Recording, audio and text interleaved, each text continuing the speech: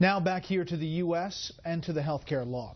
The individual mandate has always been considered by friends and foes of Obamacare alike to be the heart of the law. The White House argued just that point at the U.S. Supreme Court. Well, it turns out millions of people can now get out of it by filling out a short form. So is the administration delaying the individual mandate now as well? Chief Congressional Correspondent Mike Emanuel is on Capitol Hill with that story.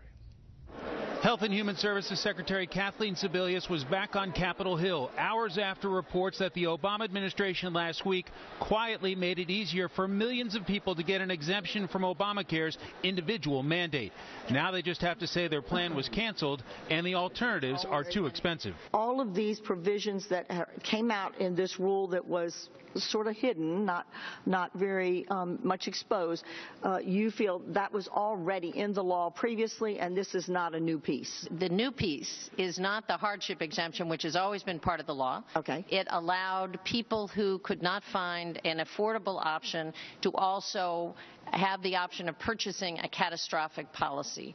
That is the new piece. Although Sebelius said there won't be an official delay. Are you going to delay the mandate that individuals have to buy government-approved health care or pay a tax? No, sir.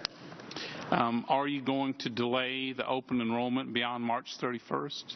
No, sir. Sebelius was asked about the latest enrollment numbers released late yesterday, that 4.2 million people have signed up for Obamacare so far, millions behind schedule. Can I get you to answer that question on what is now success? Because I only have 3 minutes. Well, success looks like millions of people will affordable health coverage, which we will have by the end of March. So you are changing your standard of 7 million by the end of March 31st? I said success looks like millions of people having affordable health care. You said 7 million. Sebelius also took heat from a Texas Democrat frustrated with implementation. More than 90% of the people whom we wrote this law to get exchange coverage have not been covered. There were also questions about payments. How many of those that have signed up, that have enrolled in Obamacare, have paid their premium? I can't tell you that, sir, because I don't know that. How can it be that HHS, in charge of this program, cites a number, 4.2 million people signed up, but has no idea how many people have paid? Sebelius said insurance companies have that kind of information. There are reports that up to 20% of individuals who've selected plans have not actually paid their premiums. That did not come from us. We will eventually, when the fully automated financial system is in place, have that information and be glad to share it with the committee in real-time basis. We just don't have it right now.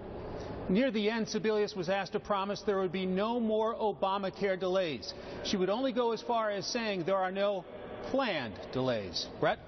More on this with the panel. Mike, thank you. In America's